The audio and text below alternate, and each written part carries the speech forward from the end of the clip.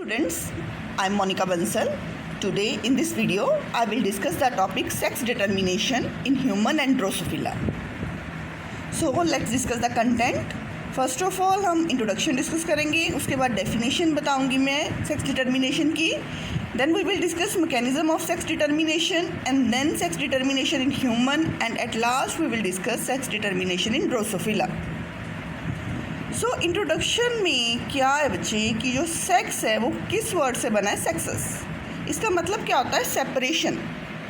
कि दो human bodies में या किसी भी इंडिविजुअल में क्या क्या सेपरेशन है, क्या क्या उनके सेक्सुअल बिहेवियर में डिफरेंसेस है. This all come under the sex determination. Sex is morphological, physiological and behavioural differences. ये सारे डिफरेंसेस होते हैं जो एक एग प्रोड्यूसिंग ऑर्गेनिज्म और स्पर्म प्रोड्यूसिंग ऑर्गेनिज्म को एक दूसरे से क्या करते हैं? डिफर करते हैं. So what is the definition of sex determination? कहता है it refers to hormonal, environmental and genetical. तीनों तरह की चेंजेस होते हैं, हार्मोनल भी, एनवायरमेंटल भी और जेनेटिकल भी, जो कि मॉलिक्यूलर मैकेनिज्म के बेस पे हम एक ऑर्गेनिज्म को, एक इंडिविजुअल को डिफ़र करते हैं कि क्या वो मेल है या वो फीमेल है. सेक्स डिटर्मिनेशन की डेफिनेशन को हम ऐसे भी डिस्क्राइब कर सकते हैं कि एक बायोलॉजिकल सिस्टम है जो कि ऑर्गेनिज्म के सेक्सुअल करेक्टर की डेवलपमेंट को डिटरमिन करता है कि कौन कौन से सेक्सुअल करेक्टर ऑर्गेनिज्म में डेवलप हो रहे हैं और कौन कौन से नहीं हो रहे हैं. What is the mechanism? कैसे बच्चे हम एक ऑर्गेनिज्म को डिटरमिन करते हैं? हम सबसे पहले उसका जीनोटाइप देखते हैं. जेनेटिक डिटर्मिनेशन से हमें पता चलता है कि either it is a female और इट इज़ अ मेल. अगर हमारे पास कोई इंसेक्ट है या कोई भी ऑर्गेनिज्म है, एनिमल है या कोई भी प्लांट है, तो हम उसके जेनेटिक कॉन्स्टिट्यूशन से देख सकते हैं कि वो मेल है या फीमेल है. ठीक है जी. जेनेटिक कॉन्स्टिट्यूशन के साथ साथ एनवायरनमेंट भी बहुत रोल प्ले करता है. एनवायरमेंटल सेक्स डिटर्मिनेशन भी बहुत रोल प्ले करती है कि हम उससे डिटरमिन कर सकते हैं कि उसका इंटरनल एनवायरनमेंट और एक्सटर्नल एनवायरनमेंट कंडीशन है जो सेक्स को डिटरमिन करता है. नेक्स्ट वीडियो में मैं हनी बी में बताऊंगी कि कैसे उसकी एनवायरमेंटल कंडीशन सेक्स को डिटरमिन करने में हेल्प करती है.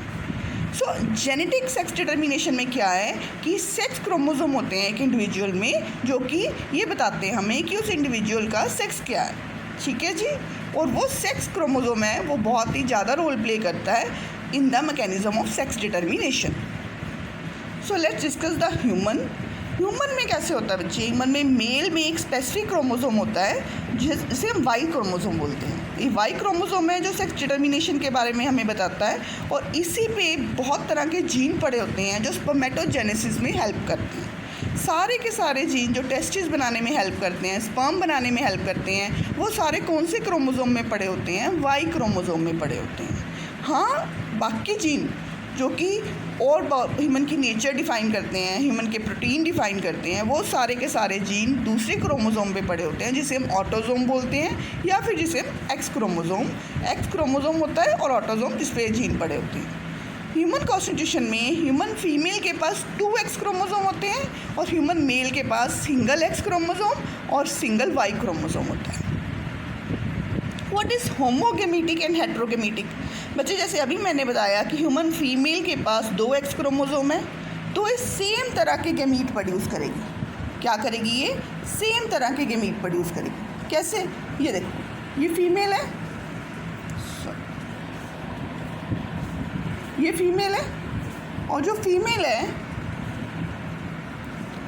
उसकी कॉन्स्टिट्यूशन, उसके हर सेल में कितने क्रोमोसोम होंगे? 44 प्लस एक्सएस.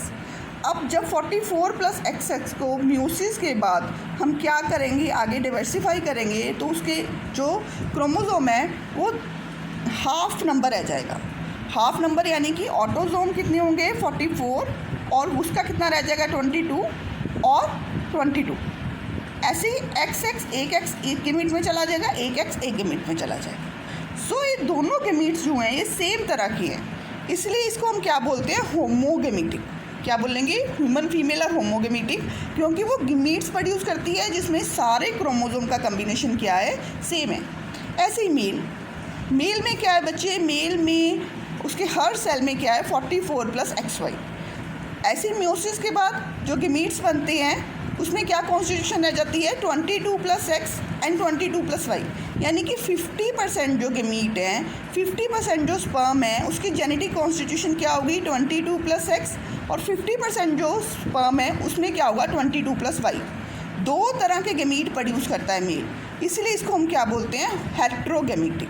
2 पॉसिबल कम्बिनेशन होते हैं क्रोमोसोम के गेमीट्स में, इसीलिए इसको हम क्या बोलते हैं हेट्रोगेमेटिक। सो ये थे सारे के सारे होमोगेमेटिक एंड हेट्रोगेमेटिक कि क्या होते हैं होमोगेमेटिक और हेट्रोगेमेटिक इंडिविजुअल। जो सेम तरह के गेमीट्स प्रोड्यूस करते हैं उसको होमोगेमेटिक बोलते हैं जैसे ह्यूमन फीमेल, और जो डिफरेंट तरह के गेमीट प्रोड्यूस करते हैं उसको हेट्रोगेमेटिक बोलते हैं जैसे ह्यूमन मेल। इसमें कॉन्स्टिट्यूशन बताई हुई है कि कैसे हेट्रोगेमेटिक है। ह्यूमन मेल जो XY जिसमें डिफरेंट तरह के क्रोमोसोम है वो हेट्रोगेमेटिक बन जाता है, और जिसमें सेम तरह के क्रोमोसोम है वो होमोगेमेटिक बन जाता है, that is a human female. Next हम डिस्कस करेंगे कि क्रॉस क्या है इसका, कैसे ह्यूमन मेल और फीमेल जो है उसकी सेक्स डिटर्मिनेशन कर सकते हैं बच्चे। इसमें मैंने आपको पहले बताया कि जो ह्यूमन मेल है उसकी जेनेटिक कॉन्स्टिट्यूशन क्या होती है 44 + XY, और जो स्पर्म प्रोड्यूस होते हैं म्यूसिस के बाद वो दो तरह के होते हैं, एक तो होता है 22 + X, एक होता है 22 + Y। जो 22 + X होता है उसको हम गाइनोस्पर्म बोलते हैं, और जो 22 + Y होता है उसको हम एंड्रोस्पर्म बोलते हैं। सो इस तरह के दो तरह के स्पर्म प्रोड्यूस होते हैं ह्यूमन मेल में, और जो ह्यूमन फीमेल होती है उसकी जेनेटिक कॉन्स्टिट्यूशन क्या होती है 44 + XX। वो जितने भी एग प्रोड्यूस करती है उसके सारे के सारे क्रोमोसोम सेम तरह के होते हैं 22 + X एंड 22 + X। सो ऐसे ही जब हम एक स्पर्म को रैंडमली एक एग के साथ फ्यूज़ करेंगे तो कुछ भी कॉम्बिनेशन बन सकता है, 44 + XX भी बन सकता है, 44 + XX भी बन सकता है, और 44 + XY और 44 + XY भी बन सकता है।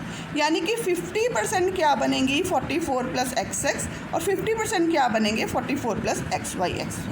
सो ऐसे ही जहाँ पे 44 + XX बनेंगे वहाँ पे बेबी गर्ल का होगा चांस, बेबी गर्ल होगी, और जहाँ पे 44 + XY बनेंगे वहाँ पे बेबी बॉय होगा। सो ह्यूमन सेक्स डिटर्मिनेशन में हमेशा और हमेशा चाहे जितने मर्जी, चाहे ह्यूमन कपल के पास 2 बेबीज़ हो पहले, चाहे 3 बेबीज़ हो, चाहे 4 बेबीज़ हो, जितनी बार भी वो करता है इंटरकोर्स और चांस लेता है, अपॉर्चुनिटी लेता है उसकी, तो हमेशा और हमेशा जो बेबी है न्यूली बॉर्न बेबी है उसका 50% चांस ही होगा गर्ल बेबी का भी, और 50% चांस ही होगा बॉय बेबी का भी। ठीक है जी। तो ऐसे करते हैं हम सेक्स डिटर्मिनेशन ह्यूमंस में। नेक्स्ट बच्चे वही चीज़ उसने बताई है कि एक्स क्रोमोसोम जो है वो 50% स्पर्म के पास होता है, और वाई क्रोमोसोम 50% स्पर्म के पास होता है, बाकी क्या होते हैं उसके पास ऑटोसोम्स होते हैं। तो इक्वल प्रोबेबिलिटी होती है फर्टिलाइजेशन की कि जो एग है वो 22 + X के साथ भी क्या कर सकता है फ्यूज़ हो सकता है, और जो 22 + Y के साथ भी फ्यूज़ हो सकता है। 50% प्रोबेबिलिटी है बॉय बेबी होने की, 50% प्रोबेबिलिटी है गर्ल बेबी होने की। एक बहुत इम्पॉर्टेंट क्वेश्चन है यहाँ पे कि जो सेक्स डिटर्मिनेशन है उसमें बेबी का जो जेंडर है वो कौन डिटरमिन करता है, मेल डिटरमिन करता है यानी फादर डिटरमिन करता है या मदर डिटरमिन करती है। बच्चे डेफिनेटली जो ये जेंडर है बेबी का वो हमेशा और हमेशा फादर ही डिटरमिन करता है। कैसे फादर डिटरमिन करता है बच्चे, जस्ट सी कि ह्यूमन के पास 23 पेयर ऑफ क्रोमोसोम्स हैं। अभी मैंने बताया 22 + XX क्या होते हैं एग के पास, और 22 + XX और 22 + XY क्या होते हैं स्पर्म के पास। सो जो वाई क्रोमोसोम है, मेल जिसके पास XY क्रोमोसोम है और फीमेल जिसके पास XX क्रोमोसोम है, जो XY क्रोमोसोम है वो तो फीमेल के पास होता ही नहीं है। वाई क्रोमोसोम सिर्फ और सिर्फ किसके पास होता है, मेल के पास होता है, फादर के पास होता है। और अगर एग एक्स के साथ वाई जो स्पर्म है, अगर वो एक्स वाला स्पर्म किसके साथ फ्यूज़ कर जाए, एक्स वाले ओवम के साथ, तो रिजल्टिंग क्या बनेगा गर्ल बेबी। अगर वही स्पर्म जिसके पास वाई क्रोमोसोम है वो किसके साथ फर्टिलाइज करता है एग के साथ, तो बॉय बेबी बनेगा। अब ये जो वाई क्रोमोसोम है वो सिर्फ और सिर्फ किसके पास होता है, फादर के पास होता है। मदर के पास तो होता ही नहीं है. So that's why only males are responsible for the gender of newly born baby. ठीक है जी. तो बेबीज़, क्योंकि एज अ फीमेल के पास तो वाई क्रोमोसोम होता ही नहीं है. तो अगर आपको एग्ज़ाम में क्वेश्चन आता है कि who will be the responsible for the newly born baby, only father will be the responsible for the sex of a newly born baby. क्यों? क्योंकि सेक्स जो है वो किससे डिटरमिन होता है? वाई क्रोमोसोम से. और वाई क्रोमोसोम जो है वो सिर्फ और सिर्फ किसके पास होता है? फादर के पास होता है. मदर के पास वाई क्रोमोसोम होता ही नहीं है. सो अगर एग उस स्पर्म के साथ फ्यूज़ करता है जिसके पास वाई क्रोमोसोम है तो वाई बेबी बनेगा. और अगर एग उस स्पर्म के साथ फ्यूज़ करता है जिसके पास एक्स क्रोमोसोम है तो गर्ल बेबी बनेगी. तो 100% जो उसकी रिस्पॉन्सिबिलिटी है न्यूली बॉर्न बेबी की सेक्स डिटर्मिनेशन की, वो किसकी है? फादर की है. ठीक है जी. सो ये क्वेश्चन बहुत इंपॉर्टेंट है, मोस्टली पूछ लिया जाता है कि who will be the responsible for the sex of a baby. Next बच्चे, we will discuss about the drosophila melanogaster. In drosophila बच्चे, ड्रोसोफिला मेलानोगास्टर जो है वो एक फ्रूट फ्लाई है. उसमें 3 पेयर ऑफ ऑटोसोम होते हैं और 1 पेयर ऑफ सेक्स क्रोमोसोम होता है. यानी कि टोटल 4 पेयर क्रोमोसोम होते हैं और 8 क्रोमोसोम भी बोल सकते हैं हम उसको. डिप्लॉयड कंडीशन है इसकी. सो 8 क्रोमोसोम भी बोल सकते हैं या 4 पेयर्स भी बोल सकते हैं. ठीक है जी. फीमेल के पास क्या होता है? 2x क्रोमोसोम होते हैं और मेल के पास क्या होता है? 1x और एक y क्रोमोसोम. बिल्कुल जैसे ह्यूमंस में होता है, बिल्कुल इसकी सेक्स क्रोमोसोम की कॉन्स्टिट्यूशन ऐसी होती है. फीमेल जो है वो होमोगेमेटिक होती है, मेल जो है वो हेट्रोगेमेटिक होता है. ठीक है जी. लेकिन इसमें डिफरेंस क्या है? सेक्स डिटर्मिनेशन इन ह्यूमन और ड्रोसोफिला में अगर हम डिफरेंस करते हैं तो डिफरेंस क्या है इसमें बच्चे? जो वाई क्रोमोसोम है इसमें वो सेक्स डिटर्मिन नहीं करता. ह्यूमन में वाई क्रोमोसोम सेक्स डिटर्मिन करता था कि जहाँ पे वाई आ गया वो वाई बेबी बन गया. और वाई क्रोमोसोम सिर्फ फादर के पास होता था. इसीलिए वो फादर जो है सेक्स डिटर्मिन के लिए रिस्पॉन्सिबल था, न्यूली बॉर्न बेबी के सेक्स के लिए रिस्पॉन्सिबल था. लेकिन ड्रोसोफिला में बिल्कुल जो मैकेनिज्म है सेक्स डिटर्मिनेशन का डिफरेंट है. बच्चे ध्यान से सुनना, थोड़ा सा डिफ़िकल्ट है, ध्यान से सुनना. ड्रोसोफिला में कैसे होता है?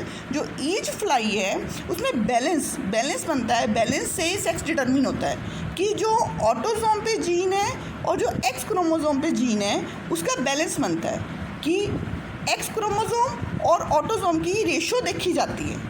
इस रेशो के थ्रू, इस बैलेंस के थ्रू हम सेक्स डिटर्मिन करते हैं. और इस तरह के सेक्स डिटर्मिनेशन को क्या बोलते हैं? Genic balance system. ठीक है जी. ये क्रोमोसोम दिखाए हैं बच्चे ड्रोसोफिला के.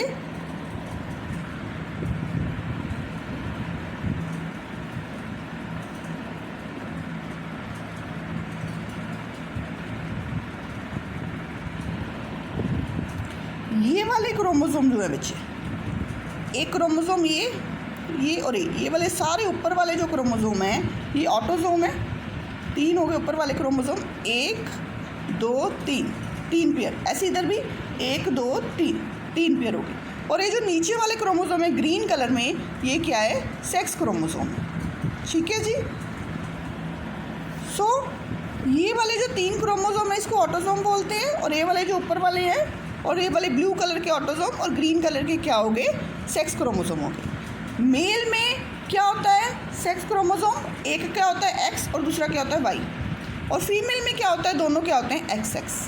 सो इस तरह से मेल जो है वो हेट्रोगेमेटिक है और फीमेल जो है होमोगेमेटिक है. पर इसमें डिफरेंस क्या है ह्यूमन से कि ये वाई क्रोमोसोम जो है वो सेक्स डिटर्मिन के लिए रिस्पॉन्सिबल नहीं है. इसमें रेशो देखी जाती है. रेशो किसकी देखी जाती है? एक्स क्रोमोसोम की और ऑटोसोम की. कि एक्स क्रोमोसोम को डिवाइड किया जाता है नंबर ऑफ एक्स क्रोमोसोम को. जैसे कि इसमें एक एक्स क्रोमोसोम है और इसमें 3 जो है पेयर जो है 1 2 3 4 5 6 क्रोमोसोम जो ऑटोसोम है. तो ऐसे रेशो देखी जाती है और रेशो के बेस पे बैलेंस बना के जो देखा जाता है उसके बेस पे मेल और फीमेल जो है डिटरमिन किए जाते हैं कि ड्रोसोफिला में कौन मेल है और कौन फीमेल है.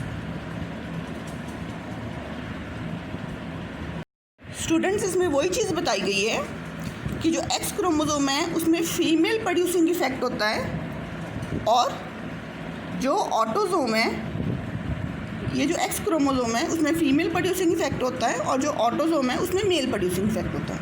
बट वाई क्रोमोसोम है जो उसमें कोई भी, ना ही वो मेल डिटरमिन करता है सेक्स का, ना ही वो फीमेल डिटरमिन करता है. वाई क्रोमोसोम पे कोई भी इफेक्ट नहीं होता, नॉर्मल जीन्स होते हैं.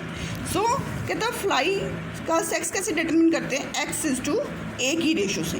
हम नंबर ऑफ एक्स क्रोमोसोम को डिवाइड करते हैं नंबर ऑफ ऑटोसोम से, तो जो रेशो निकलती है उसके बेस पे हम क्या करते हैं, फीमेल का सेक्स डिटरमिन करते हैं कि वो फीमेल होगी या मेल होगी। ठीक है जी।